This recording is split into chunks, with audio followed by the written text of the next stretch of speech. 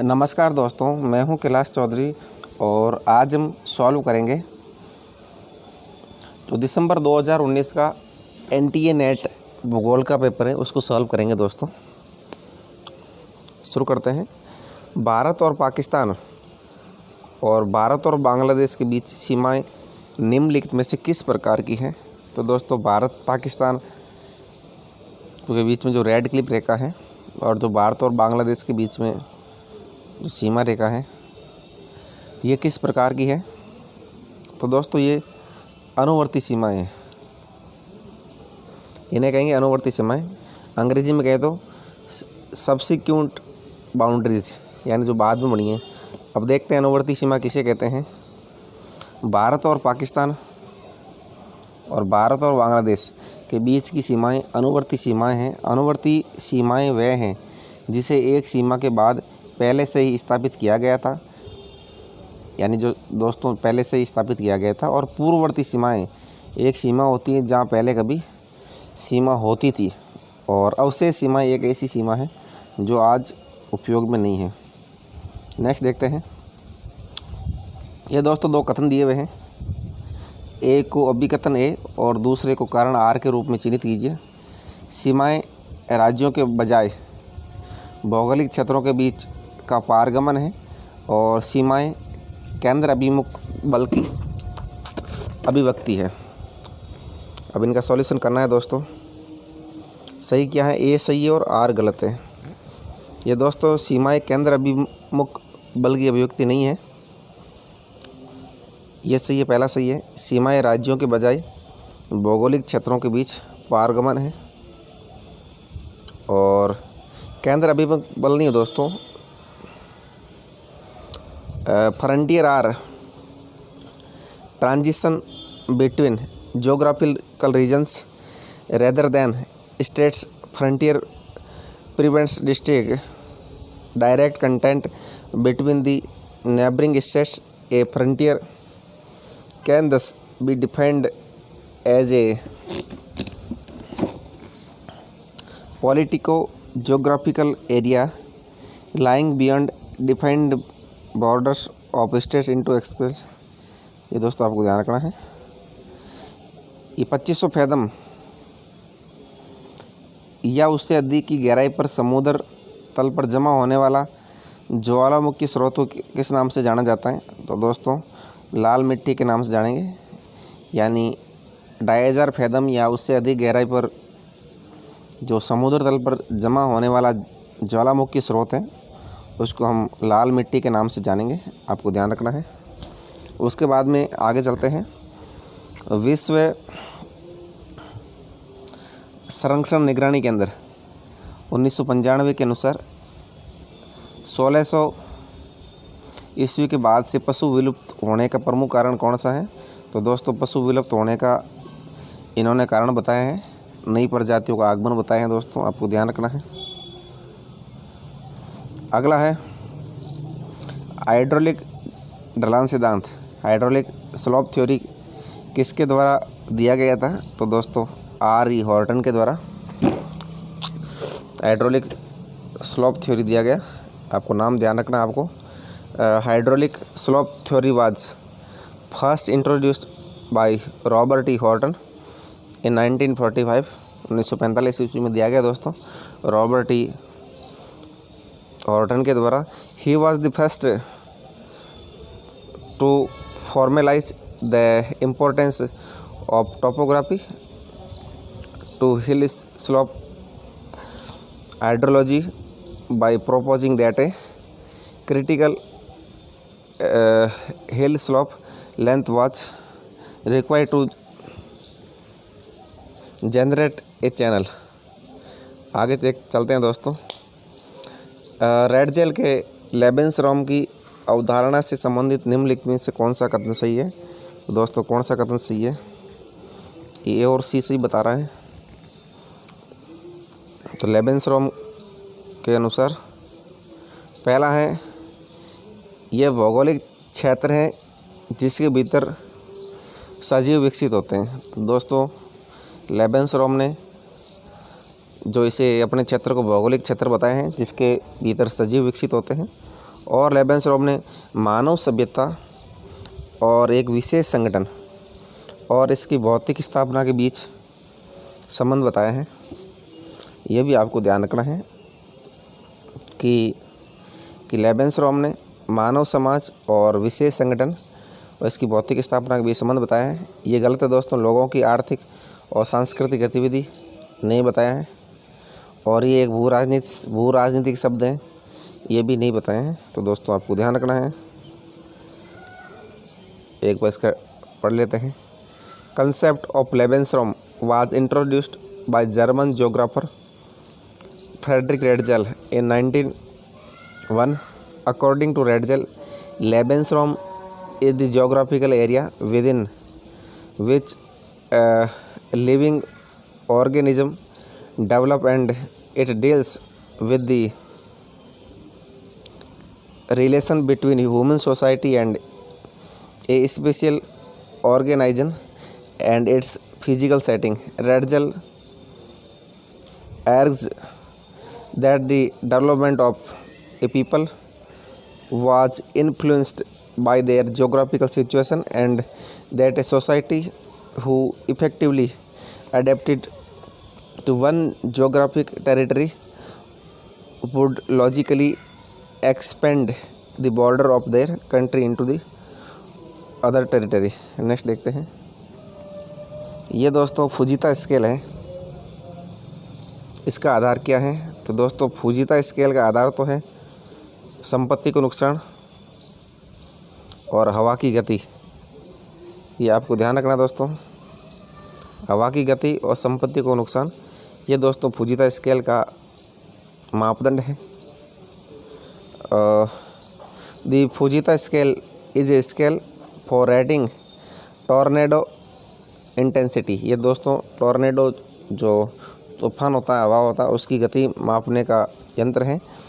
Based primarily on the damage tornadoes inflict on human built structure and vegetation. Fujita scale classify tornadoes on the basis of wind speed and property damaged by tornadoes.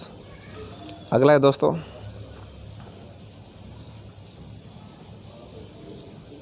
चौथा है भारत में सरकार की क्षेत्रीय विकास नीतियों की प्रतिक्रिया के रूप में देश के विभिन्न हिस्सों में कई सामाजिक आंदोलन उभरे। चिपको आंदोलन इस तरह के आंदोलनों में से एक है। किन क्षेत्रों के अंतर्गत शुरू हुआ? तो दोस्तों चिपको आंदोलन है तो हिमाचल प्रदेश में शुरू हुआ। तो ये पहाड़ी क्षेत्र विकास कार्यक्रम के अंतर्गत शुरू हुआ। ये आपको ध्यान रखना है दोस्तों। ये चिपको मूवमेंट कब हुआ? 1970 ईस्वी की बात है। चिपको मूवमेंट बिगेन इन 1970s इन उत्तराखंड। उत्तराखंड में 1970 ईस्वी में सुंदरलाल बहुगुणा के नेतृत्व में शुरू हुआ दोस्तों। ये आपको ध्यान रखना है। अगला है दोस्तों निर्णय प्रक्रिया में पहली बार किसने पर्यावरण के मानसिक मानचित्र के महत्व पर जोर दिया? तो दोस्तों S.J. गोल्ड ने निर्णय प्रक्रिया में पहली बार पर्यावरण के मानसिक मानचित्र के महत्व पर जोर दिया। आपको ध्यान रखना दोस्तों, गोल्ड महोदय ने। ये दोस्तों औद्योगिक विनिर्माण भूगोल में प्रयुक्त पदों का उनके स्पष्टीकरण के साथ मिलान करना है। पहला है सामग्री सूचकांक, आपस में मिलाना है दोस्तों। सामग्री सूचकांक कैसे कहेंगे? सामग्री सूचकांक में दोस्तों 3 नंबर आएगा। स्थानीय सामग्री का वजन और उत्पाद का वजन, उसे कहेंगे सामग्री सूचकांक। और आइसोडेपेंस किससे कहेंगे दोस्तों? आइसोडेपेंस कहेंगे प्रति टन समान परिवहन लागत की लाइन को क्या कहेंगे? आइसोडोपेंस कहेंगे। आइसोडोपेंस प्रति टन समान परिवहन लागत की लाइनों को आइसोडोपेंस कहेंगे। और उसके बाद है दोस्तों हमारा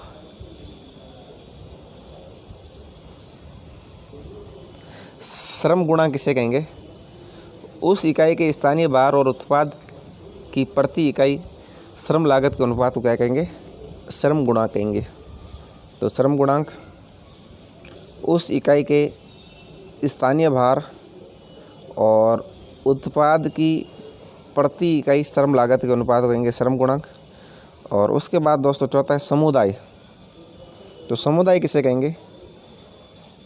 उद्योग की संलग्नता के कारण उत्पादन का लाभ।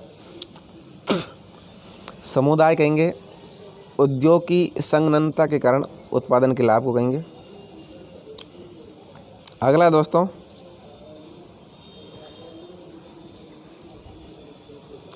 डिजिटल इमेज प्रक्रिया, जिसमें एल्गोरिदम शामिल होते हैं जो इमेज में अज्ञात पिक्सल की जांच करते हैं और उन्हें प्राकृतिक समूह या इमेज में मौजूद समूह के आधार पर कई वर्गों में एकत्रित करते हैं। इन्हें किस नाम से जाना जाता है? डिजिटल इमेज प्रक्रिया में। तो इसे दोस्तों असुरक्षित वर्गीकरण तकनीक के नाम से जानेंगे। डिजिटल इमेज प्रक्रिया जिसके अंदर एल्गोरिदम शामिल होते हैं और इमेज में अज्ञात पिक्सल की जांच करते हैं और उन्हें प्राकृतिक समूहों या इमेज में मौजूद समूहों के आधार पर कई वर्गों में वर्गीकृत करते हैं। इन्हें असुरक्षित वर्गीकरण तकनीक के नाम से जाना जाएगा। अगला है दोस्तों निम्नलिखित में से कौन सा विकल्प सक्रिय ज्वालामुखियों के विश्व वितरण का सबसे अच्छा वर्णन करता है? तो दोस्तों सक्रिय ज्वालामुखियों का सबसे अच्छा वर्णन है।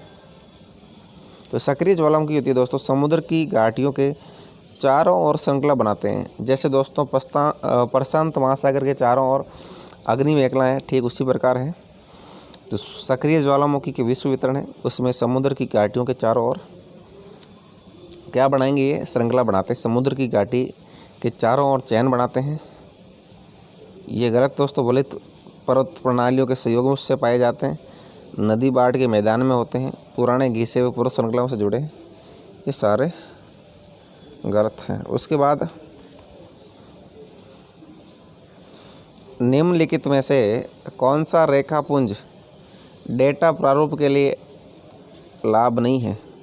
तो दोस्तों कौन सा रेखापुंज है वो डेटा प्रारूप के लिए लाभदायक नहीं है? तो दोस्तों डेटा प्रारूप के लिए ये नेटवर्क विश्लेषण के लिए एप्लीकेशन लाभदायक नहीं है। सरल डेटा संरचना रेखापुंज डाटा प्रारूप के लिए लाभदायक है। आसान और कुशल ओवरप्लेइंग ये भी लाभदायक है। आसान और कुशल ओवरप्लेइंग भी लाभदायक है। और दूरस्थ रूप से संवेदी इमेज के साथ अनुकूलन ये भी लाभदायक है। ये भी ध्यान रखना दोस्तों, दूरस्थ रूप से संवेदी इमेज के साथ अनुकूलन भी लाभदायक है। सरल डेटा संरचना भी लाभदायक है। आसान और कुशल ओवरप्लेइंग भी लाभदायक है और दूरस्थ रूप से संवेदी इमेज के साथ अनुकूलन भी लाभदायक है। ये लाभदायक नहीं है नेटवर्क विश्लेषण के लिए एप्लीकेशन। नेक्स्ट देखते हैं। नीचे दो कथन दिए गए हैं, एक को अभिकथन ए और दूसरे को कारण आर के रूप में चिन्हित किया गया है। तो दोस्तों इसके अंदर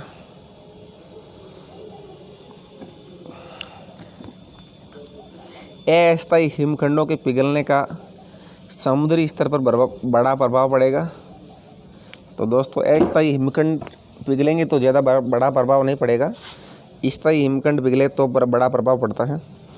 उसके बाद में है 90% हिमखंड 90% हिमखंड समुद्र के पानी में डूब जाते हैं। तो दोस्तों ये बात सही है, बिल्कुल 90% हिमखंड है समुद्र के पानी में डूब जाते हैं, ये बात सत्य है। वो दोस्तों गलत था। तो इसके अंदर क्या है? चौथा ये गलत है, आर सच है। अगला है दोस्तों 1687 ईस्वी में चंद्रमा और सूर्य के ज्वार और ज्वार उत्पादक शक्तियों का पहली बार तर्कसंगत स्पष्टीकरण देने वाला वैज्ञानिक आइजैक न्यूटन, जिसने दोस्तों ये न्यूटन का सिद्धांत दिया। चंद्रमा और सूर्य के ज्वार और ज्वार उत्पादक शक्तियों का पहली बार तर्कसंगत स्पष्टीकरण दिया है आइजैक न्यूटन ने, को ध्यान रखना दोस्तों। उसके बाद दोस्तों अगला है स्वच्छ पानी का निम्नलिखित में से किस तापमान पर घनत्व अधिक होता है? दोस्तों स्वच्छ पानी का 4 डिग्री सेंटीग्रेड पर डेंसिटी अधिक होगा, ये भी आपको ध्यान रखना है। फिर नेक्स्ट चलते हैं ये क्या है? तटीय और मुहानों का पानी कभी कभी शैवाल, जाग और मैल से प्रभावित होता है, जिसे अक्सर किस नाम से जानते हैं? लाल ज्वार के नाम से जानते हैं। लाल ज्वार क्या होता है कि तटीय और मुहानों का पानी कभी कभी शैवाल, जाग और मैल से प्रभावित होता है, जिसे लाल ज्वार के नाम से जानते हैं दोस्तों। ये भी आपको ध्यान रखना है। उसके बाद किस पंचवर्षीय योजना के दौरान भारत सरकार ने कृषि योजना के लिए क्षेत्रीय दृष्टिकोण अपनाया? तो दोस्तों आपको ध्यान रखना है कि 8वीं पंचवर्षीय योजना थी। 8वीं पंचवर्षीय योजना में जो भारत सरकार ने कृषि योजना के लिए क्षेत्रीय दृष्टिकोण अपनाया, ये दोस्तों 1992 से लेकर 1997 तक थी 8वीं पंचवर्षीय योजना। ये भी आपको ध्यान रखना। पीवी नरसिम्हा राव की सरकार थी। उसके बाद में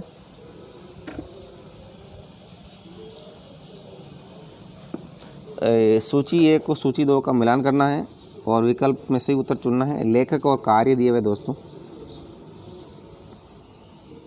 इस लेखक ने क्या काम किया?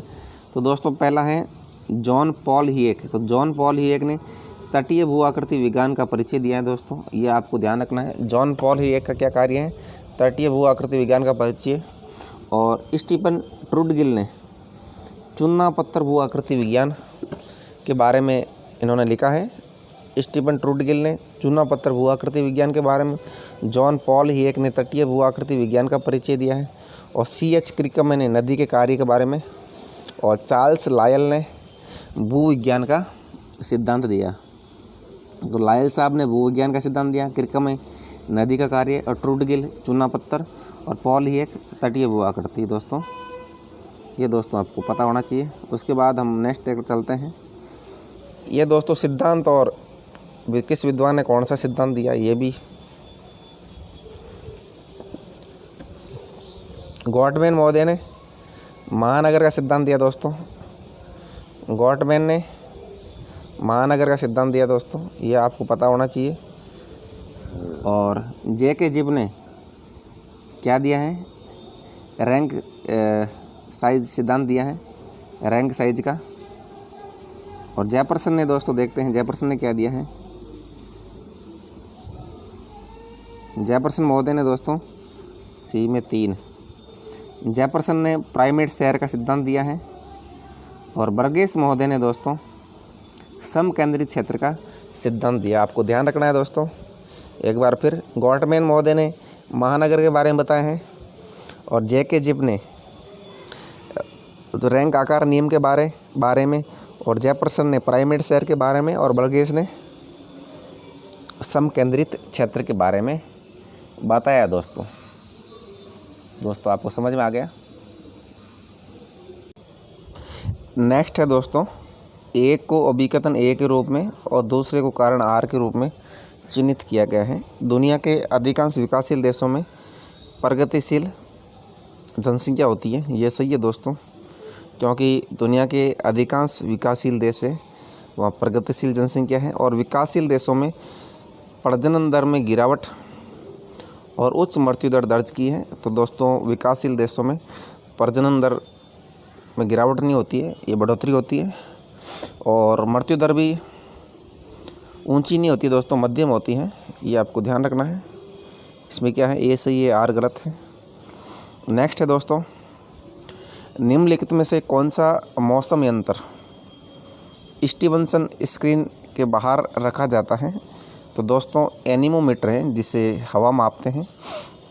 यह यंत्र स्टीवनसन स्क्रीन से बाहर रखा जाता है। बैरोमीटर, हाइड्रोग्राफ और अधिकतम और न्यूनतम थर्मामीटर इसके अंतर्गत होते हैं। अगला देखते हैं। निम्नलिखित चित्र में चित्रित हाइपोग्राफिक वक्र बेसिन विकास के विभिन्न चरणों को व्यक्त करते हैं। देखते हैं दोस्तों, इसमें निम्नलिखित में से उपरोक्त आरेख के बेसिन विकास के युवा चरण के सही विकल्प चुनें। तो दोस्तों ये रिलेटिव एरियाज है BDCA, तो इसमें ये आएगा दोस्तों, ये सही है दोस्तों। अगला है दोस्तों, ये मर्कल्ली स्केल है और उच्चतम तीव्रता तक पहुंचाने वाले रिएक्टर परिणाम है। तो दोस्तों आप इसको ध्यान रखना। अभी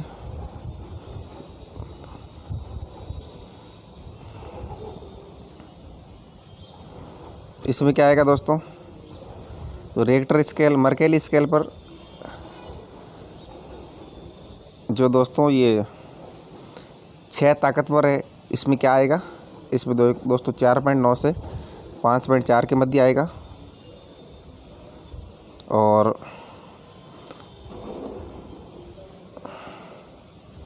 अगर है दोस्तों 7 घातक में क्या आएगा, ये आएगा दोस्तों 6.2 आएगा। उसके बाद में जो विनाशकारी है, विनाशकारी में क्या आएगा, विनाशकारी में आएगा 7 से 7.3। और परलेकारी में क्या आएगा दोस्तों, 8.1 से ऊपर। तो आप समझ गए होंगे दोस्तों, तो मर्कली स्केल पे जितने रिएक्टर पॉइंट ज़्यादा होंगे उतना ज़्यादा घातक होगा। परलेकारी, तो परलेकारी में 8.1 से ऊपर आएगा। विनाशकारी में 7 से 7.3। उसके बाद घातक है दोस्तों, तो घातक में क्या है, 6.2 आएगा। और घातक में 6.2 हो गया। और ताकतवर में क्या आएगा, 4.9 से 5.4। ये दोस्तों स्केल इस तरह होता है ये। अगला है दोस्तों 2.10 के रूप में अपने निकटतम पड़ोसी सांख्यिकीय कार्य के क्षेत्रों में ग्रामीण बस्तियों के वितरण का पैटर्न क्या होगा। तो दोस्तों एक जैसा पैटर्न होगा। 2.10 के रूप में अपने नज़दीकी पड़ोसी सांख्यिकीय कार्य को क्षेत्र में ग्रामीण बस्तियों के वितरण का पैटर्न एक जैसा। अगला है दोस्तों चूना पत्थर की गुफाओं की उत्पत्ति के बारे में 2 चक्र सिद्धांत किसके द्वारा प्रतिपादित किया गया था। तो WM डेविस महोदय ने जो चूना पत्थर की गुफाओं की उत्पत्ति के बारे में 2 चक्र सिद्धांत दिया था। यह दोस्तों आपको ध्यान रखना है, 2 साइकिल थ्योरी, WM डेविस। अगला है दोस्तों भूवैज्ञानिक युग और भूवैज्ञानिक अवधि, किस युग में क्या हुआ है।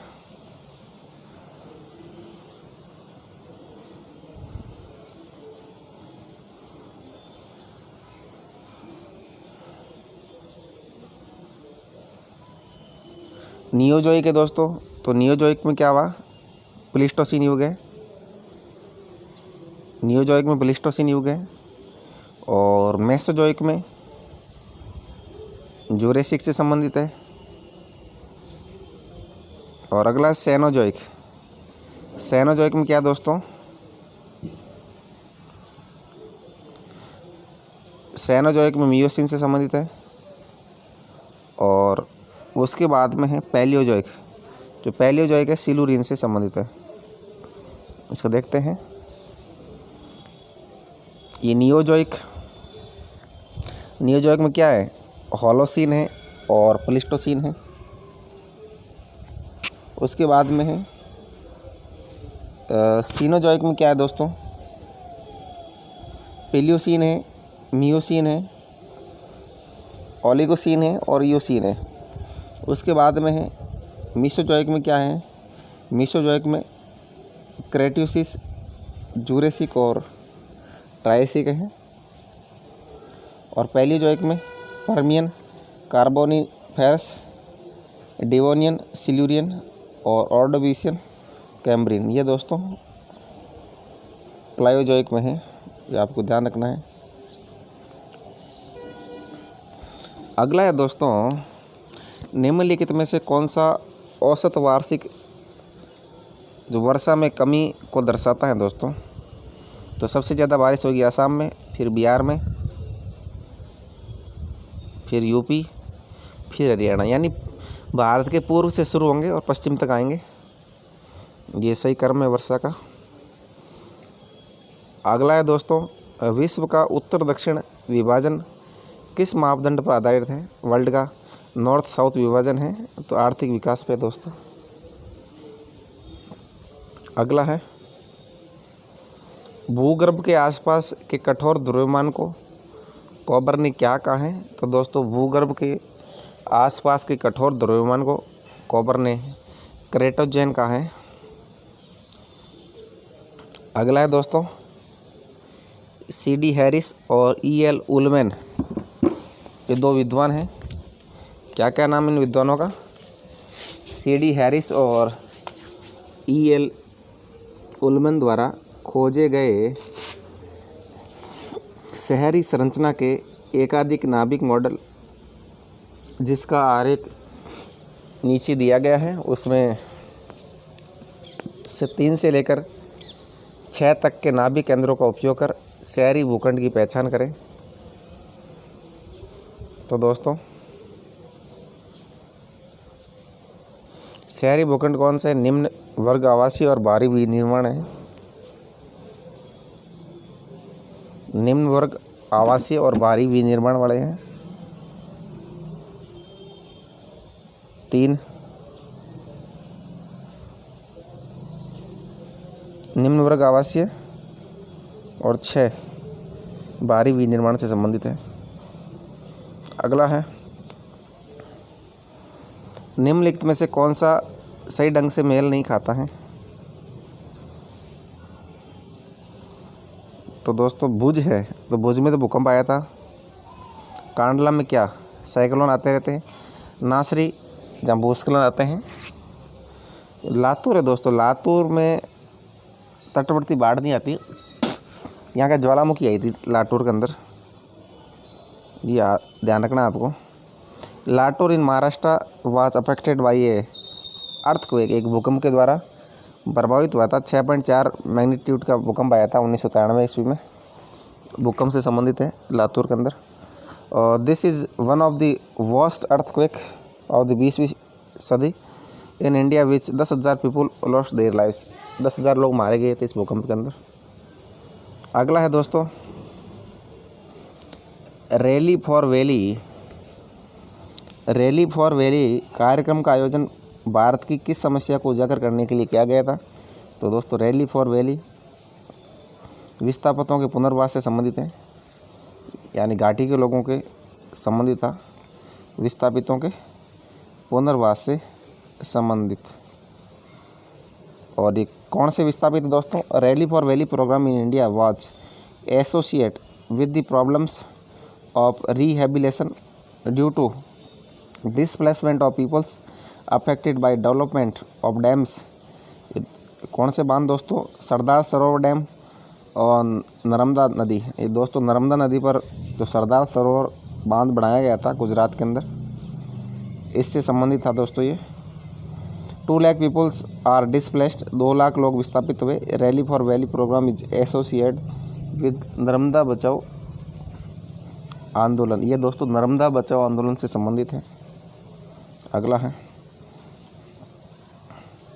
अतीत वर्तमान अतीत की कुंजी है, ये कथन किसके द्वारा दिया गया? दोस्तों वर्तमान अतीत की कुंजी है, ये कथन जेम्स हटन के द्वारा दिया गया, को ध्यान रखना है। अगला है दोस्तों, नीचे 2 कथन दिए गए हैं, एक को अभिकथन ए के रूप में और दूसरे को कारण आर के रूप में चिन्हित किया गया है।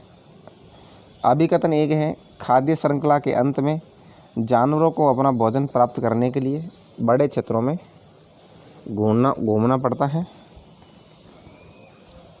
और ऊर्जा की मात्रा पौधों से दूर श्रृंखला को नीचे की ओर बढ़ाती है। इनमें से दोस्तों कौन से सही है, कौन से नहीं है? तो ये सही है दोस्तों पहला। खाद्य श्रृंखला के लास्ट के अंदर क्या होता है? जानवरों को अपना भोजन प्राप्त करने के लिए बड़े क्षेत्रों में घूमना पड़ता है, ये सही है। और ऊर्जा की मात्रा पौधों से दूर श्रृंखला की ओर नीचे बढ़ाती है, तो दोस्तों ऊपर की ओर जाती है, ये गलत है। अगला है दोस्तों, यदि किसी क्षेत्र के सबसे बड़े शहर में 10 लाख आबादी है तो रैंक साइज के नियम के अनुसार चौथे सबसे बड़े शहर की जनसंख्या का आकार क्या होगा। तो दोस्तों सबसे बड़े शहर की आबादी है 10 लाख, तो चौथे बड़े शहर की आबादी कितनी होगी। तो आप समझ गए होंगे दोस्तों कितनी होगी, 2.5 लाख होगी दोस्तों चौथे बड़े की। 10 फिर 7.5 5 2.5। ये according to rank size rule developed by G K Zipf ने दिया दोस्तों रैंक साइज सिद्धांत 1949 के अंदर। The population size of given city tends to the equals of the population of largest city divided by rank of the given city. So according to the rank size rules population, ये दोस्तों चौथे में 2.5 लाख हो जाएगी जनसंख्या। ये दोस्तों जियो politics शब्द किसने दिया, तो दोस्तों कैजलिन महोदय ने दिया है जियो पॉलिटिक्स शब्द, ये भी आपको ध्यान रखना है दोस्तों। Swedish scholar John Rudolf Kjellen first coined the team term जियो पॉलिटिक्स, ये दोस्तों। His work was influenced by Friedrich Ratzel, Humboldt and Carl Ritter, इनके द्वारा प्रभावित थे दोस्तों कैजलिन महोदय। He along with Ratzel laid the foundation for German geopolitik term geopolitik associate with political geography and cultural geography, ये दोस्तों geopolitic शब्द ये राजनीतिक भूगोल और सांस्कृतिक भूगोल से संबंधित था। अगला है दोस्तों, ऊपर दिए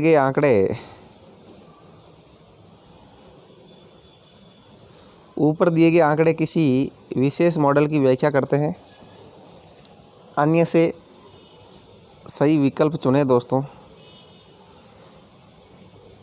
ये मार्केट है, थ्रेशोल्ड और रेंज। तो दोस्तों किससे संबंधित है, सेंट्रल पैलेस सिद्धांत से संबंधित है। ये केंद्रीय स्थान सिद्धांत है, उसमें इस तरह का बनता है दोस्तों ये मानचित्र। बीच में थ्रेशोल्ड होगा, फिर रेंज होगी, ये मार्केट होगा, सेंट्रल प्लेस मॉडल। ये किसका का दोस्तों, सेंट्रल प्लेस सिद्धांत जर्मन जियोग्राफर वॉल्टर क्रिस्टलर का है दोस्तों, ये आपको ध्यान रखना है। ये नीचे 2 कथन दिए गए हैं, एक को अभिकथन है, दूसरे को कारण आर। इसमें क्या है दोस्तों,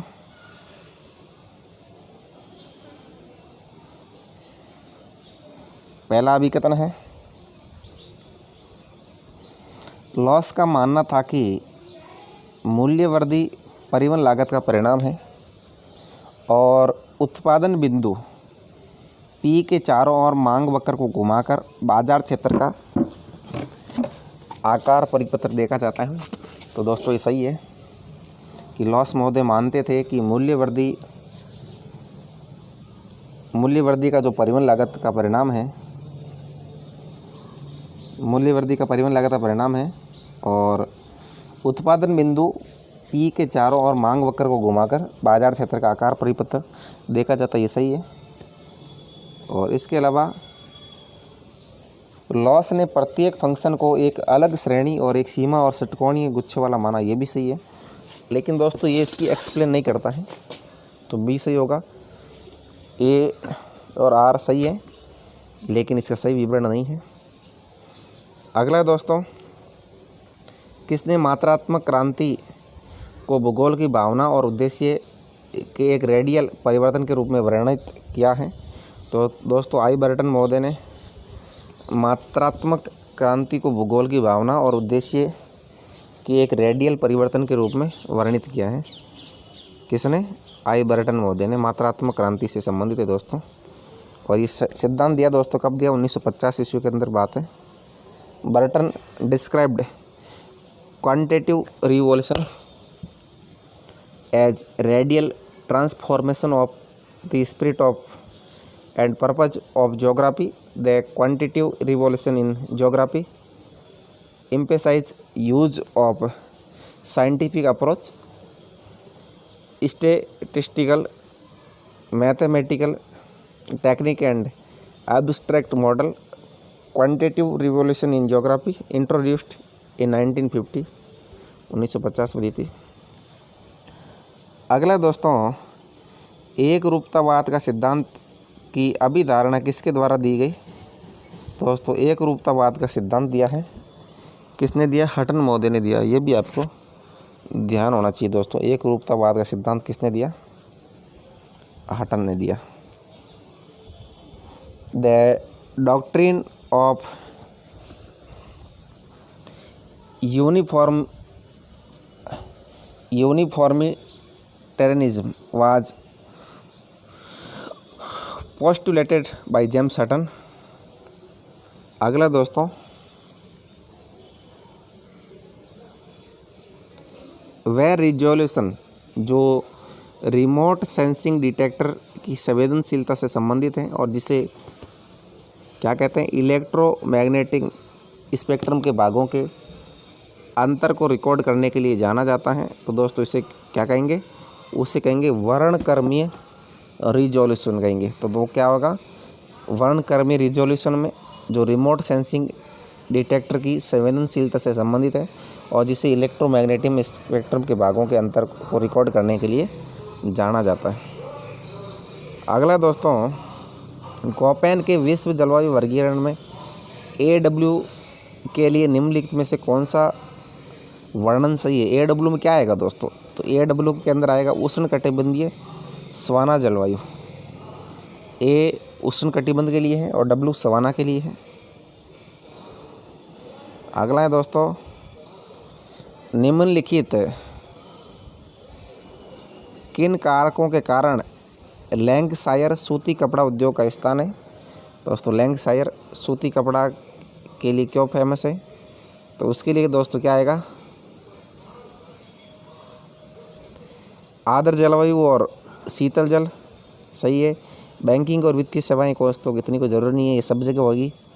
प्रचुर मात्रा में कोयला की उपलब्धता, ये लैंकशायर में दोस्तों कोयला अच्छी खासी मात्रा में पाया जाता है। और अटलांटिक व्यापार क्षेत्र में लिवरपूल की स्थिति, यह भी दोस्तों ये सूती कपड़ा उद्योग जो लैंकशायर में है उसके लिए महत्वपूर्ण है दोस्तों। तो तीनों है दोस्तों, A, C और D। अगला है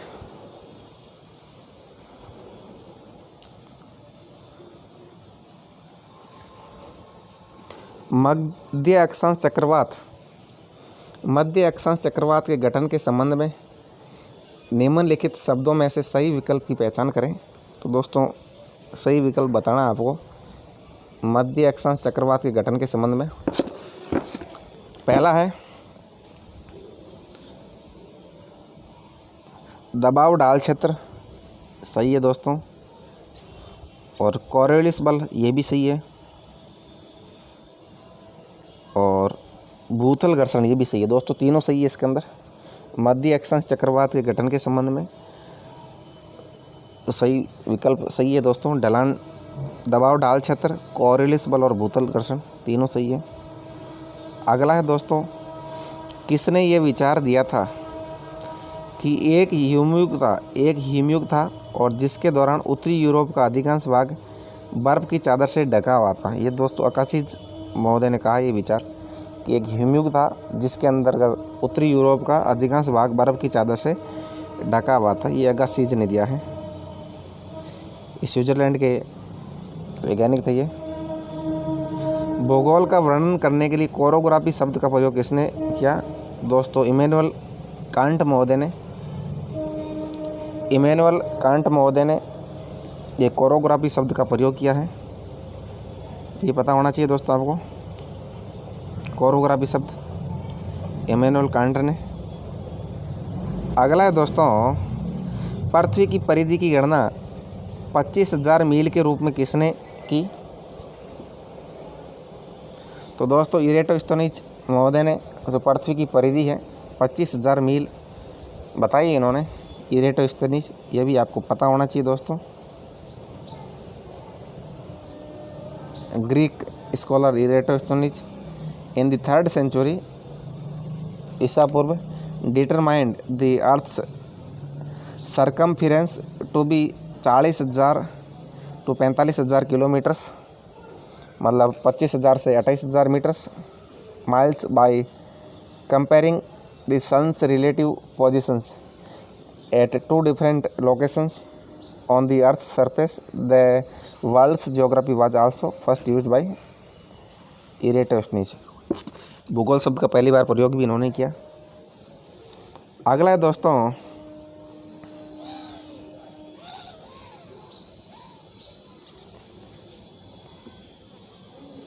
ये दोस्तों सममान रेखा है और इनका वितरण है। उभयचर बिंदु के बारे में, उभयचर बिंदु किसे कहते हैं? उभयचर बिंदु कहेंगे बिना ज्वार के बिंदु को क्या कहेंगे? उभयचर बिंदु। अगर आप देख ले फिर से, उभयचर बिंदु किसे कहेंगे? बिना ज्वार के बिंदु को कहेंगे उभयचर बिंदु। और समलवण रेखा किसे कहेंगे? समान लवणता के स्थान को क्या कहेंगे? समलवण रेखा समान लवणता के स्थान को उभयचर बिंदु कहेंगे, बिना ज्वार के बिंदु को। और अगला है दोस्तों आइसोवेल। आइसोवेल किसे कहेंगे?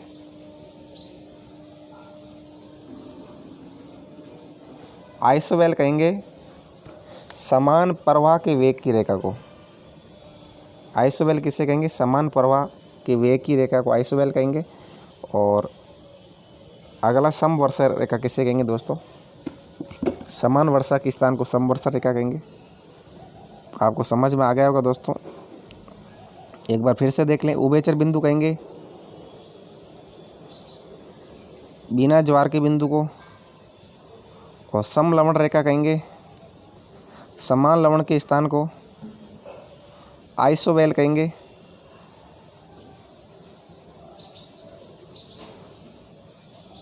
समान आइसोवेल दोस्तों, एक मिनट, समान प्रवाह के वेग की रेखा कहेंगे आइसोवेल। और समवर्षा रेखा समान वर्षा के स्थान को। अगला है वैश्विक स्तर पर आयोजित जलवायु परिवर्तन पर सम्मेलनों, प्रोटोकॉल, समझौतों के काल क्रमानुसार निम्नलिखित में से कौन सा समूह सही है? तो दोस्तों इसमें जो सही दिया है इन्होंने, तीसरा सही है दोस्तों, एजेंडा 21। फिर क्योटो प्रोटोकॉल, UNFCCC की पार्टियों का 10वां सम्मेलन जिसे COP 10 कहते हैं। फिर पेरिस समझौता, ये इनका समय अनुसार दिया है। एजेंडा 21 पहले आया जो हमारा पृथ्वी सम्मेलन, उसके बाद क्योटो प्रोटोकॉल आया, फिर UNFCCC का 10वां सम्मेलन COP 10 पेरिस 2015 में आया। इसको देखते हैं कब क्या आया है। ये बता रहा कि एजेंडा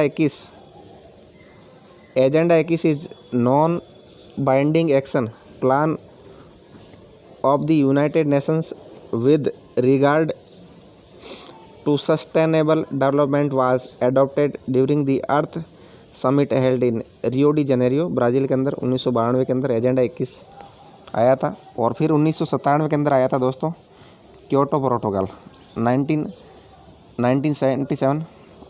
1997 में 5 साल बाद में the protocol was adopted in Kyoto, Japan 1997। The Kyoto Protocol focuses on reducing greenhouse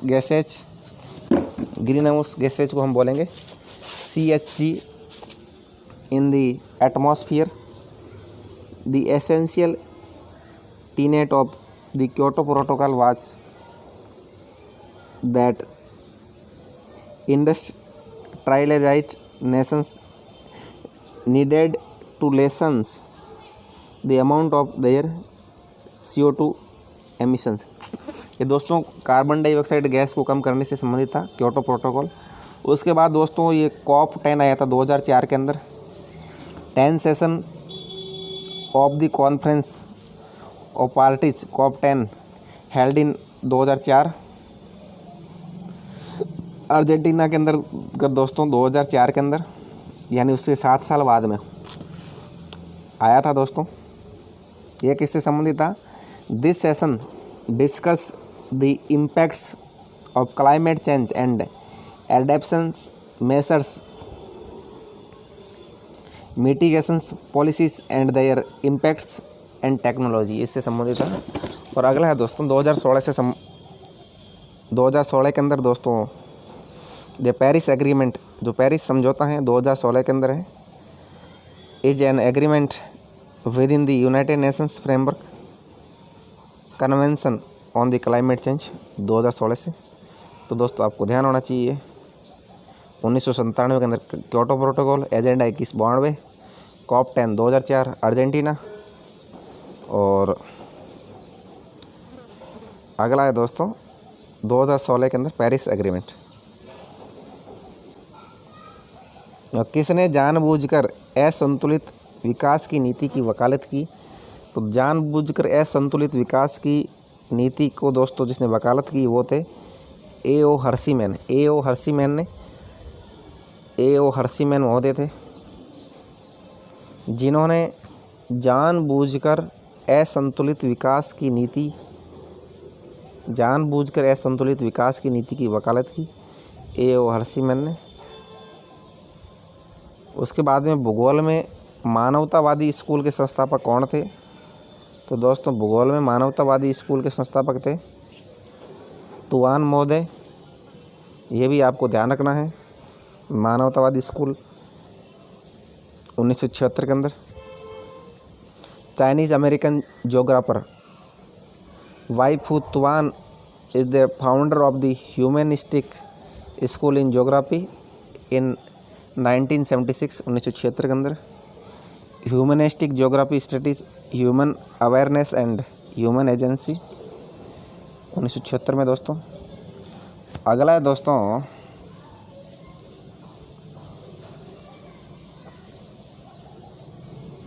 निम्नलिखित में से कौन सा कथन भारत की जनगणना द्वारा तैयार जनगणना शहरों की परिभाषा के बारे में सही है? तो दोस्तों कौन सा कथन सही है?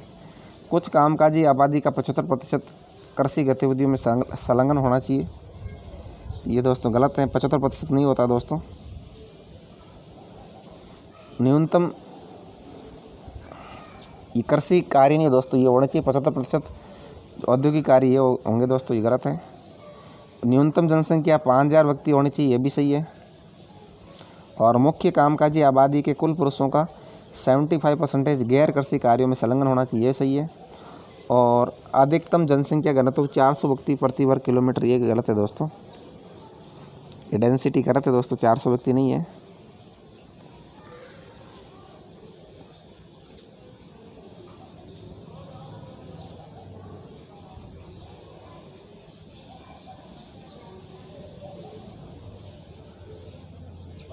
ये दोस्तों 500 व्यक्ति होते हैं ये। इंडिया हैज़ 3894 जनसंख्या नगर थे 2011 के अनुसार।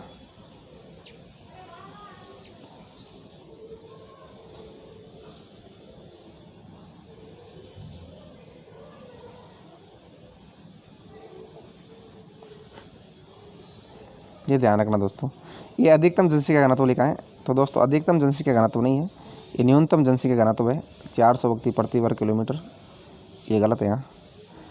अगला है दोस्तों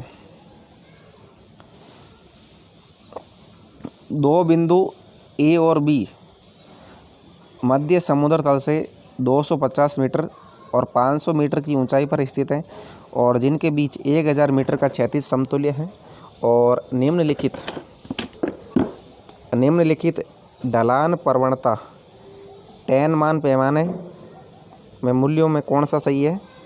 तो दोस्तों 0.25 सही है दोस्तों, आपको ध्यान रखना है।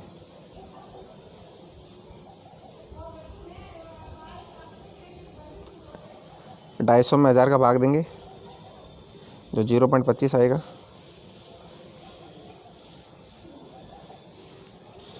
अगला दोस्तों निम्नलिखित में से कौन से भूभाग में वायु का दुनिया में सबसे कम तापमान -89 डिग्री सेंटीग्रेड 1983 में दर्ज किया गया? तो दोस्तों अंटार्कटिका के अंदर सबसे कम तापमान आज तक का -89 डिग्री सेंटीग्रेड 1983 में अंटार्कटिका। अगला है दोस्तों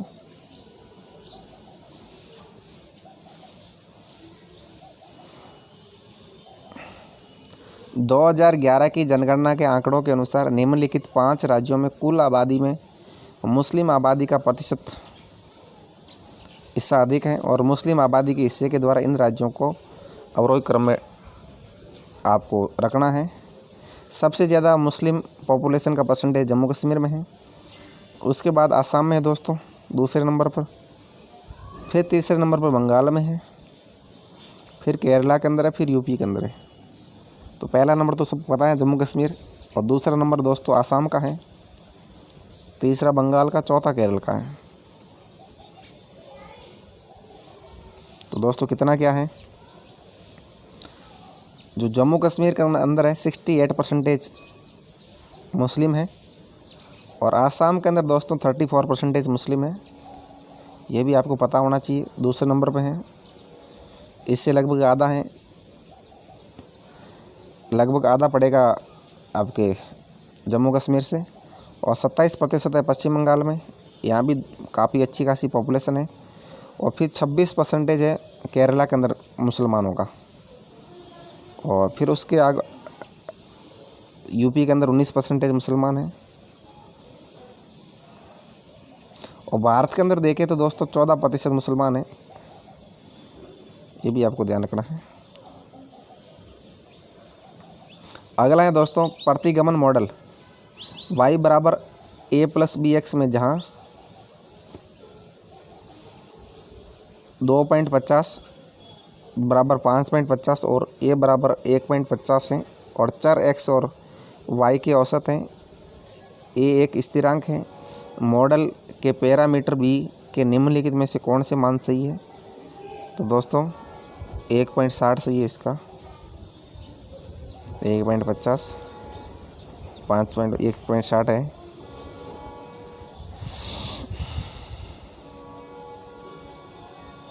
अगला है दोस्तों प्रतिगमन मॉडल के बंटन फलन y(x) में y a+bx e को त्रुटि शब्द के रूप में परिभाषित किया गया है, और निम्नलिखित समीकरणों में कौन सा y के रूप में सही है और x और y के रूप में मान और माध्य मान प्रदर्शित करता है और निर्भर चर y का अनुमानित मान दर्शाता है? तो दोस्तों इसके अंदर क्या आएगा? तीसरा आएगा ये e बराबर y माइनस y बराबर 0। ये रियो कॉस्ट किसका उदाहरण है दोस्तों? तो रिया कॉस्ट है, रिया कॉस्ट है। ये जलमग्न ऊपर की तट रेखा है, रिया तट। ये ध्यान रखना दोस्तों, जलमग्न ऊपर की तट रेखा है। Ria coast is a submergence coast. Ria coast क्या है? एक सबमर्जेंस कॉस्ट है। This type of coast are mainly found in Atlantic region. ये दोस्तों रिया कॉस्ट है, अटलांटिक क्षेत्र में पाया जाता है। ऑफ नॉर्थ वेस्ट फ्रांस, ये उत्तरी पश्चिमी फ्रांस के अंदर। ये भी आपको ध्यान रखना है दोस्तों। और नॉर्थ वेस्ट स्पेन और उत्तरी पश्चिमी स्पेन और साउथ वेस्ट आयरलैंड, ये यानी स्पेन, फ्रांस और आयरलैंड के आसपास वाला अटलांटिक तट है रिया तट। और ria coast developed when coastal mountains runs at right angles to the sea and a rise in the sea level of submergence और drowns the lower parts of the valleys. अगला है दोस्तों Ptolemy महोदय का, किसके द्वारा यह कहा गया है कि भूगोल वह विज्ञान है जो मानचित्र बनाने की कला से संबंधित है? तो दोस्तों टॉलमी महोदय ने कहा है कि भूगोल वह विज्ञान है जो मानचित्र बनाने की कला से संबंधित है। ये किसका कथन है? टॉलमी का है। मानचित्र बनाने की कला से संबंधित टॉलमी ने बताया है। अगला है दोस्तों निम्नलिखित में से कौन सा क्रम जम्मू और कश्मीर जो राज्य में पर्वत श्रृंखलाओं की ऊंचाई, जम्मू और कश्मीर राज्य में जो पर्वत श्रृंखलाओं की ऊंचाई है NE से SW तक ये घटते चक्र घटते क्रम के लिए सही है। तो दोस्तों कौन से हैं वो?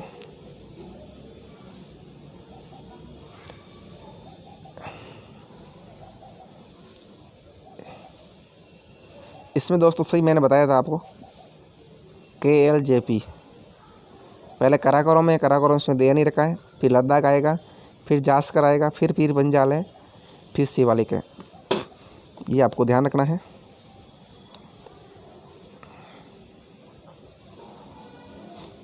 ये देर का दोस्तों, लद्दाख, जांस्कर, पीर पंजाल, शिवालिक, काराकोरम, लद्दाख। अगला है दोस्तों, निम्नलिखित में से कौन सी विशेषता गहन कृषि के लिए सबसे उपयुक्त है? दोस्तों किसकी विशेषता गहन कृषि के लिए सबसे उपयुक्त है? तो दोस्तों गहन कृषि के लिए सबसे उपयुक्त है उच्च उपज दर। गहन कृषि के लिए सबसे उपयुक्त क्या है?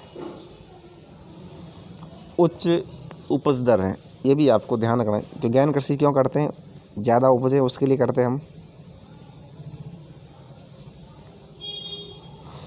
अगला है, निम्नलिखित में से कौन सा प्रकाश संश्लेषण की प्रक्रिया का एक अनिवार्य हिस्सा नहीं है? तो दोस्तों नाइट्रोजन है। जो नाइट्रोजन है प्रकाश संश्लेषण की प्रक्रिया का अनिवार्य हिस्सा नहीं है। सूर्य का प्रकाश जरूरी है, कार्बन डाइऑक्साइड जरूरी है और पानी जरूरी है प्रकाश संश्लेषण के लिए, लेकिन नाइट्रोजन ज़रूरी नहीं है। ये भी आपको पता होना चाहिए दोस्तों। अगला है दोस्तों, रिमोट सेंसिंग में प्रयुक्त निम्न में से कौन सा इलेक्ट्रोमैग्नेटिक रेडिएशन, कौन सा इलेक्ट्रोमैग्नेटिक रेडिएशन है सबसे कम तरंग दैर्ध्य रखता है? तो दोस्तों सबसे कम तरंग दैर्ध्य कौन सा इलेक्ट्रोमैग्नेटिक रेडिएशन रखता है? तो दोस्तों नीला होता है, ब्लू। तो ब्लू कलर होता है जो सबसे कम तरंग दैर्ध्य रखता है। ये भी आपको पता होना चाहिए, नीला।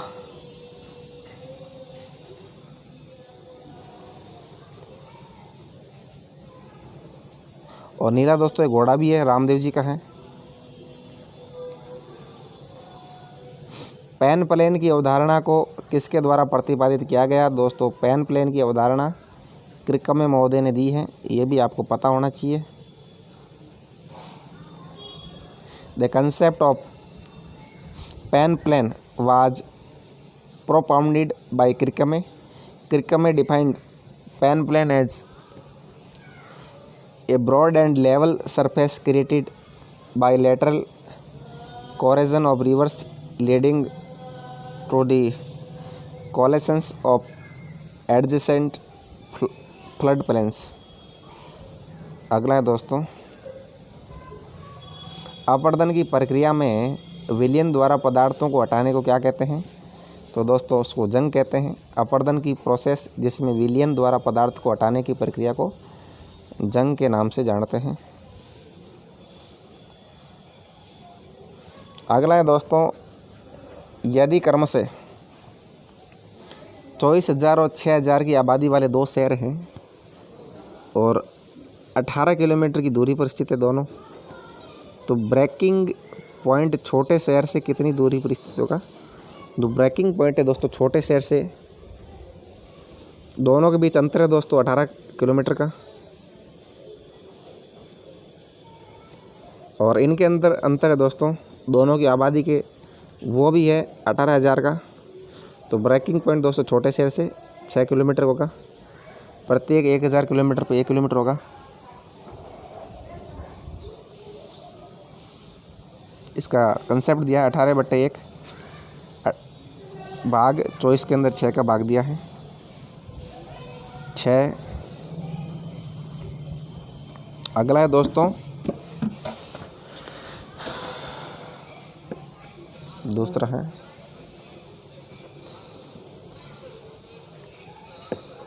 राज्य का नाम और जनसांख्यिकी विशेषताएं।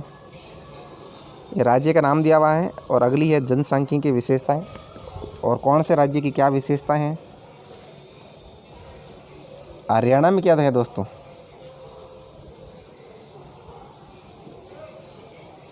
तो हरियाणा के दोस्तों सबसे कम क्या है? हरियाणा के अंदर सबसे कम बाल लिंगानुपात आएगा हरियाणा के अंदर, सबसे कम बाल लिंगानुपात हरियाणा में सबसे कम रहता है। उसके बाद केरला में क्या दोस्तों उच्चतम लिंगानुपात है, 1084 है केरला के अंदर। यह भी आपको पता होना चाहिए, सबसे ज़्यादा लिंगानुपात केरला के अंदर है। और उसके बाद है दोस्तों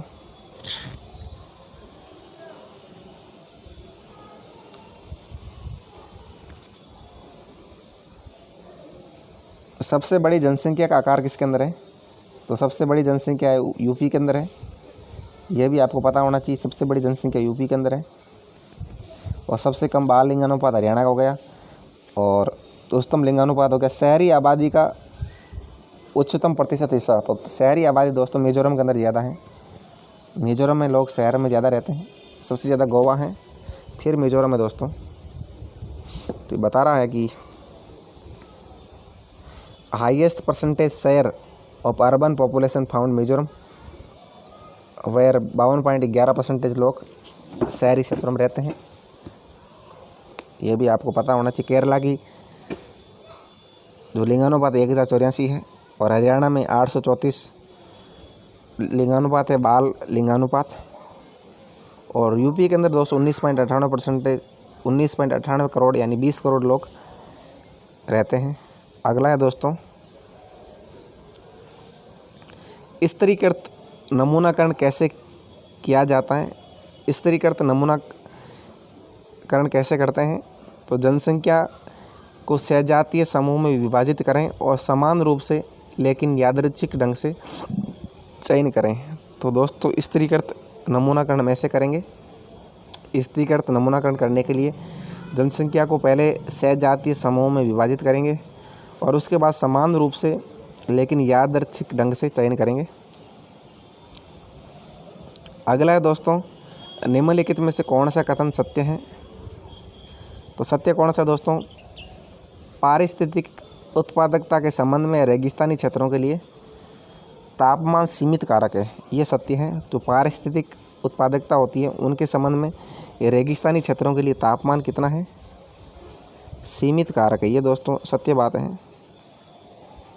अगला देखते हैं, ये अर्थव्यवस्था के प्रकार और विशेषताएं बताई उन्होंने।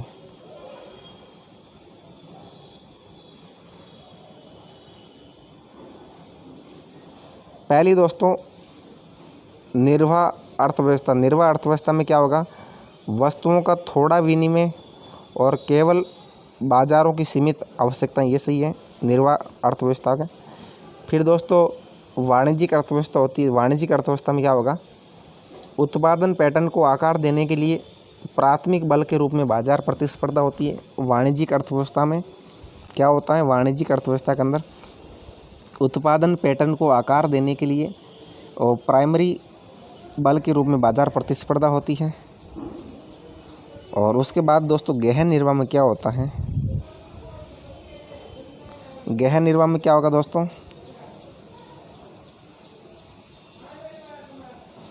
आत्मनिर्भरता होगी, ऊंचा उत्पादन होगा और जनसंख्या का ऊंचा घनत्व होगा, ये गहन निर्वाह में। और व्यापक निर्वाह में आत्मनिर्भरता होगी, कम उत्पादन होगा और जनसंख्या का कम घनत्व होगा। ये दोस्तों खासियत है, को ध्यान रखना है दोस्तों।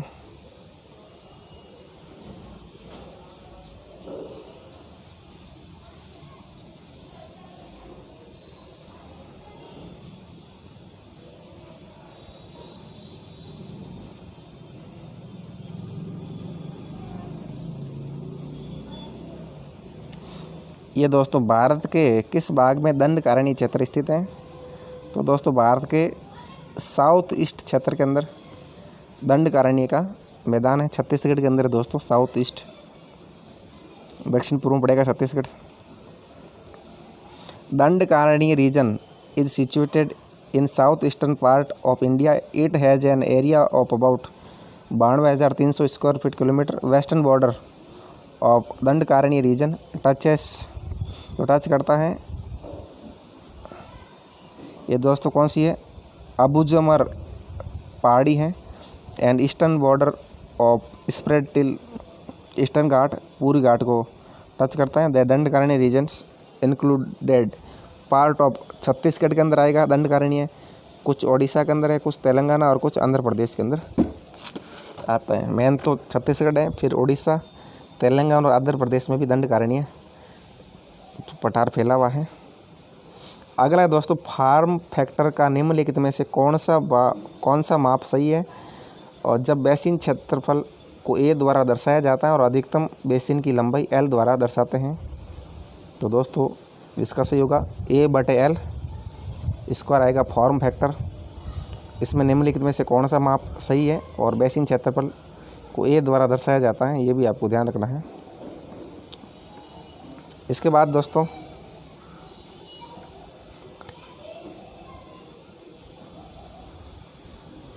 ये एससी की जनसंख्या है 2011 में भारत के निम्न 5 राज्यों में उच्च समकेंद्रित है और इन राज्यों में ऐसी जनसंख्या के आकार का सही अवरोही क्रम है।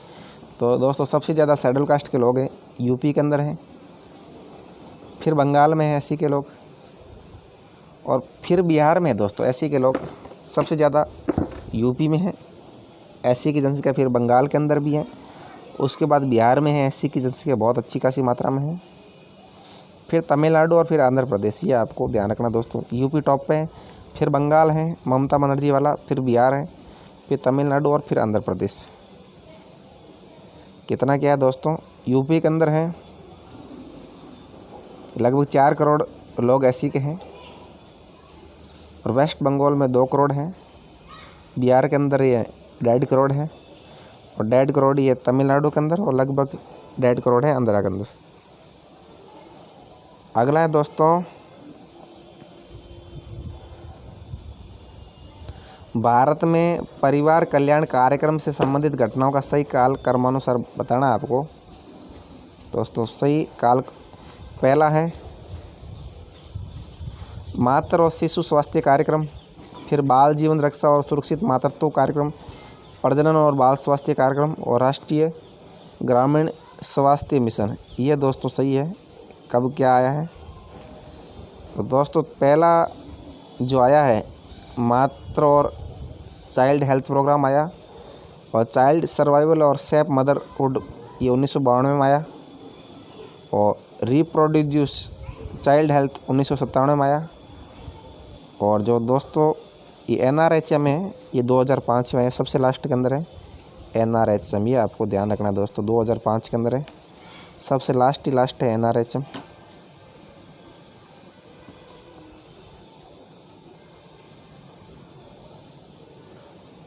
अगला है दोस्तों,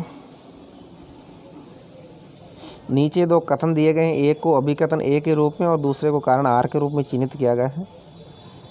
पहला अभिकथन ए है, दूसरा कारण आर है।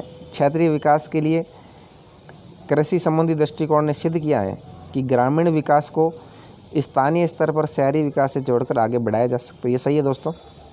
क्षेत्रीय विकास के लिए कृषि संबंधी दृष्टिकोण ने ये सिद्ध कर दिया है कि ग्रामीण विकास को स्थानीय स्तर पर शहरी विकास से जोड़कर आगे बढ़ा सकते हैं।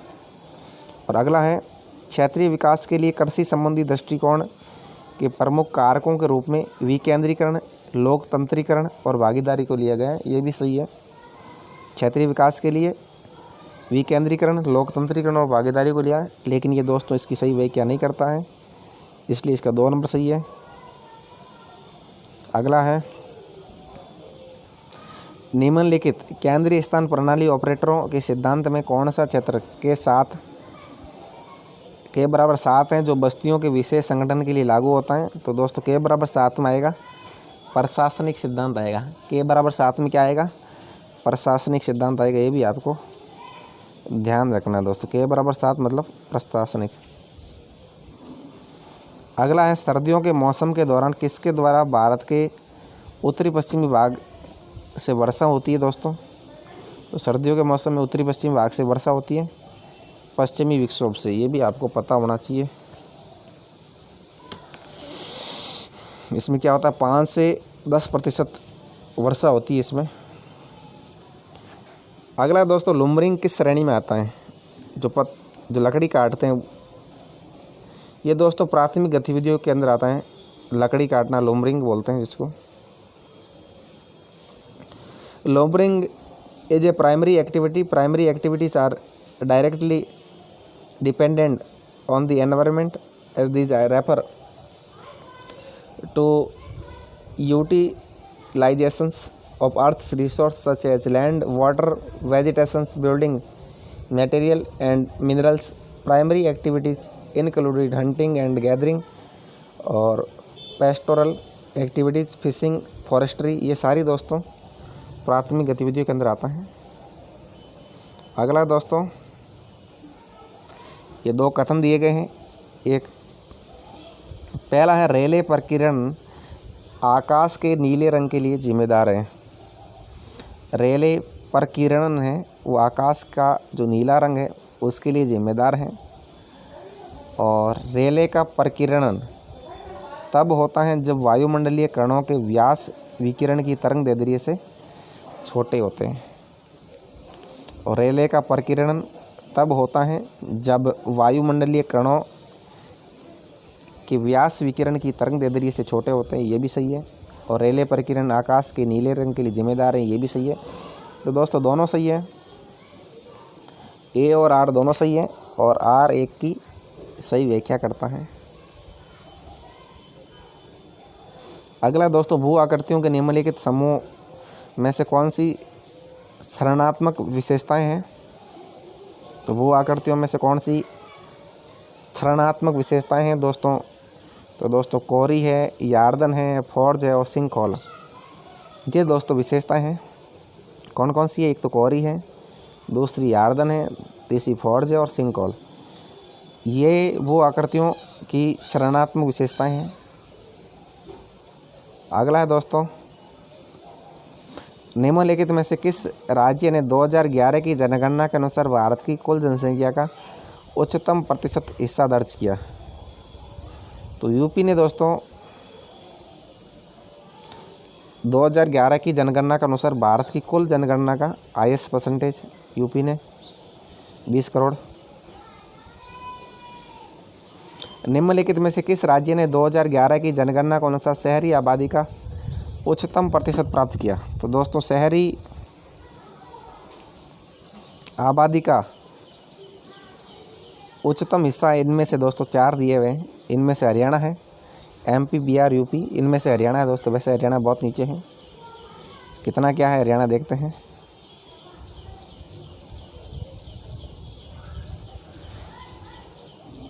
Urbanization rate is given states are following according to census data of 2011। इसमें 31% लोग शहरों में रहते हैं। गोवा टॉप पे है, Goa has maximum urbanisation rate 62% और सबसे कम हिमाचल के अंदर है 10% है। दूसरे नंबर मिजोरम है 51% है। यूपी में दोस्तों 22% लोग नगरों में रहते हैं। बिहार में उस सबसे कम है दोस्तों, काफ़ी कम है, 11% लोग शहरों में रहते हैं। और हरियाणा के अंदर 34% लोग रहते हैं। हरियाणा टॉप पे है और एमपी के अंदर है 27%। ये भी आपको पता होना चाहिए। एमपी आगे हैं, यूपी फिर पीछे, बिहार सबसे पीछे। एक गुड़गांव, रेवाड़ी पूरे नगरीकृत हैं।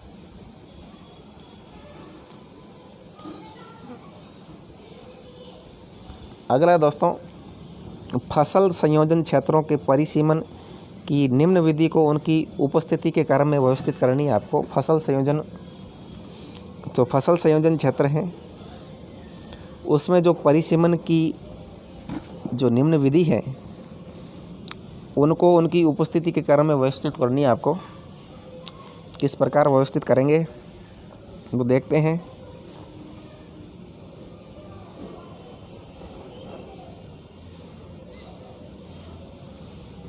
पहला आएगा सी आएगा, फिर बी आएगा।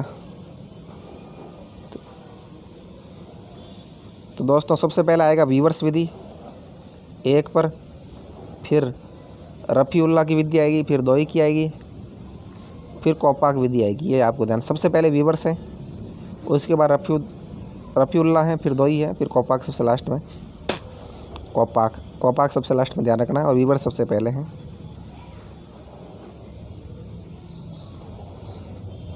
तो दोस्तों वीवर्स सबसे पहला आएगा, कौपाक सबसे लास्ट में आएगा।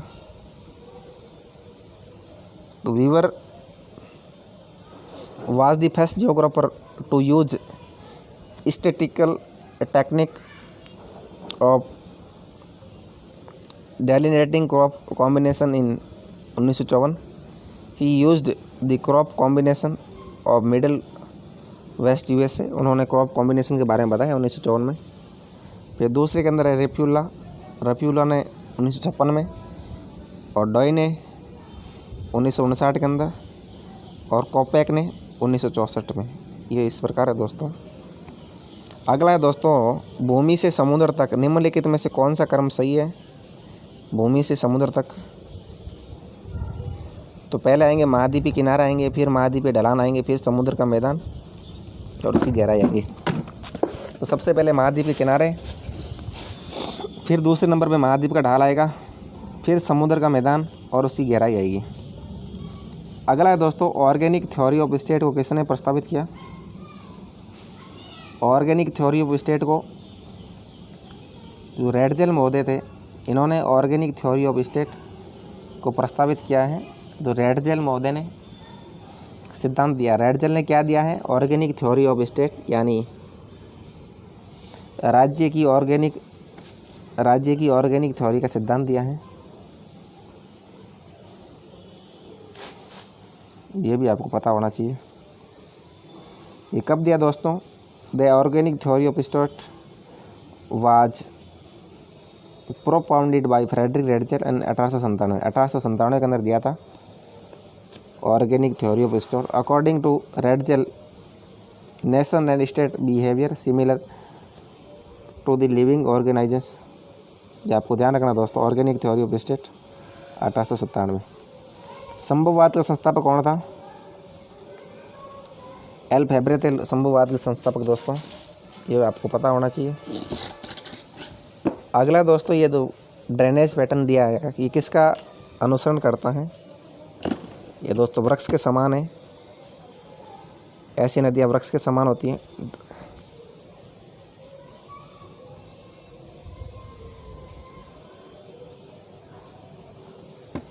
अगला है,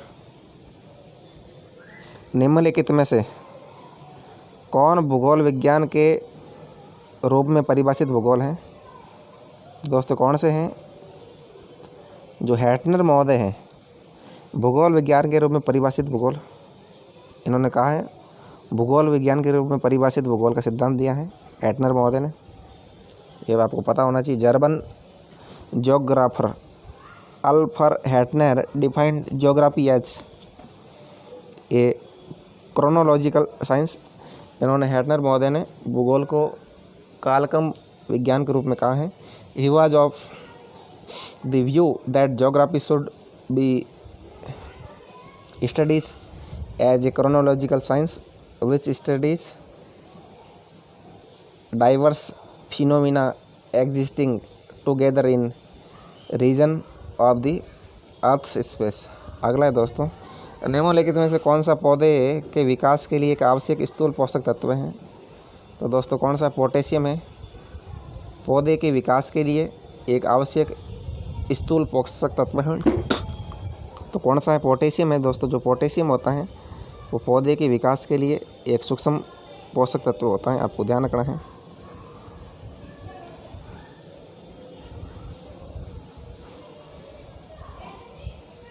फॉस्फोरस, नाइट्रोजन, पोटेशियम, ये तीनों होते हैं दोस्तों। सबसे ज़्यादा प्राइमरी नाइट्रोजन होता है, फॉस्फोरस होता है और पोटेशियम, ये तीनों होते हैं दोस्तों पौधे के विकास के लिए। अगला है दोस्तों,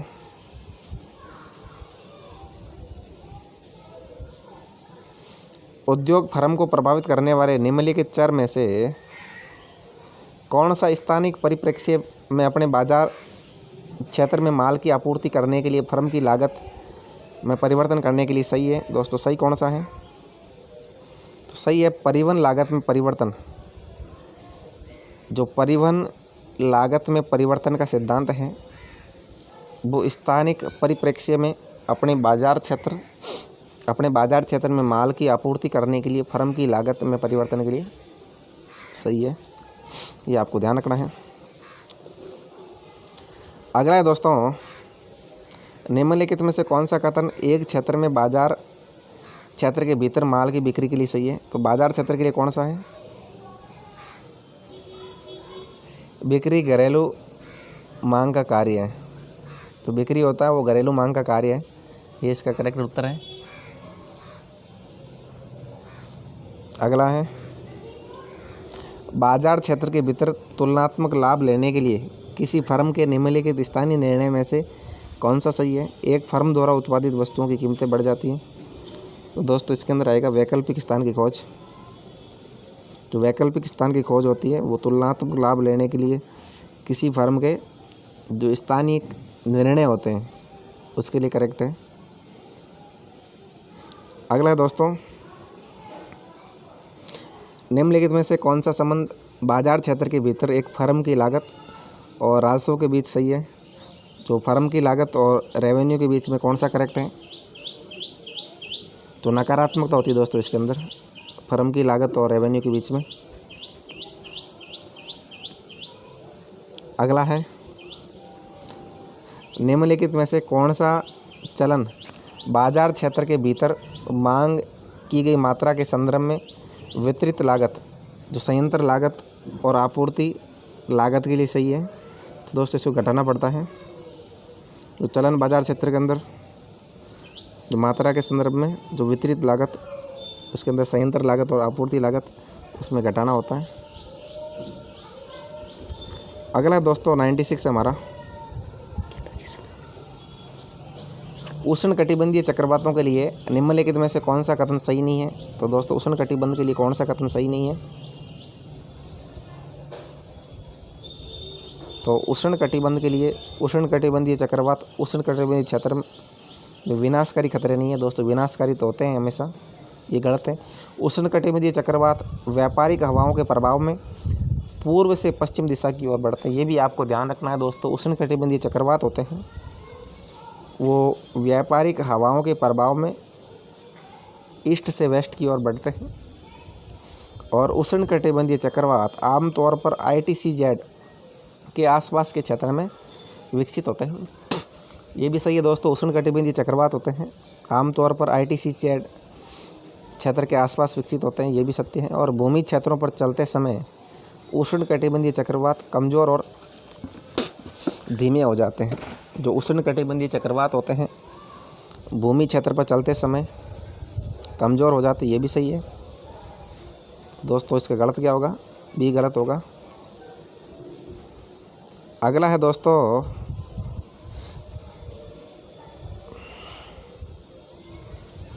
निम्नलिखित में से किस देशांतर से उष्णकटिबंधीय तूफान उत्तर की ओर वक्रित होते हुए उत्तरी अटलांटिक से संयुक्त राज्य अमेरिका की ओर आ रहे हैं। तो दोस्तों तो कौन से तूफान हैं,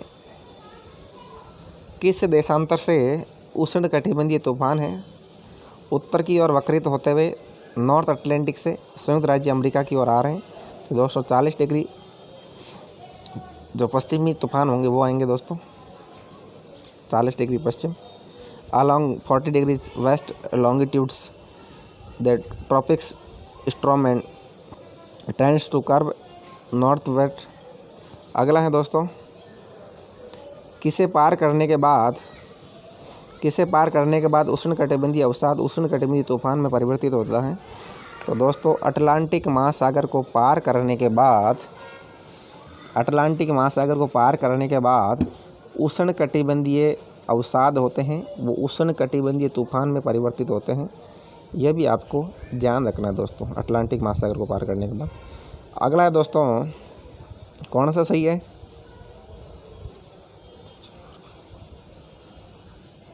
निम्नलिखित में से कौन सा कथन सही है। तो दोस्तों उष्णकटिबंधीय चक्रवातों के कई रूप हैं जो आकार, माप, वेग और मौसम की स्थिति के अनुसार भिन्न होते हैं, ये सही है दोस्तों। और उष्णकटिबंधीय चक्रवात अधिक प्रबल हो जाते हैं और महासागरों के ऊपर बहुत अधिक वेग से चलते हैं, ये भी सही है। और चक्रवात का केंद्र अत्यंत उच्च दबाव द्वारा होता है दोस्तों। तो चक्रवात का दबाव निम्न दबाव का केंद्र होता है। और उष्णकटिबंधीय चक्रवातों के ट्रैक विभिन्न भागों में समान होते हैं। तो दोस्तों उष्णकटिबंधीय चक्रवातों के ट्रैक होते हैं अलग अलग होते हैं, समान नहीं होते, ए और बी सही है। अगला दोस्तों अंतिम सवाल है, आमतौर पर उष्णकटिबंधीय चक्रवातों की अधिकतम संख्या प्रत्येक वर्ष किस समय होती है दोस्तों? तो 1 जून से लेकर 30 नवंबर के बीच उष्णकटिबंधीय चक्रवात आते हैं। जून, जुलाई, अगस्त, सितंबर, अक्टूबर, नवंबर, इन महीनों में आते हैं दोस्तों। ये लगभग 6 महीने के बीच चलते हैं उष्णकटिबंधीय चक्रवात। ये भी आपको ध्यान रखना दोस्तों। ये क्यों आते हैं दोस्तों, क्या कारण होते हैं? क्योंकि इस समय समुद्र का सरफेस होता है, 25 डिग्री तापमान अधिकतम होता है। प्रेशर ऑफ द कोरियलिस बल आता है। Variation in the vertical wind speed, इसमें वेरिएशन होता है। और प्री एक्साइटिंग लाव साइक्लोनिक सर्कुलेशन होता है, ये भी सही है। तो दोस्तों इसी के साथ जो ये हमारा UGC नेट तो दिसंबर 2019 का पेपर था भूगोल का, ये कंप्लीट होता है। कल हम नेक्स्ट पेपर पढ़ेंगे। आज के लिए बस इतना ही। जय हिंद, जय भारत।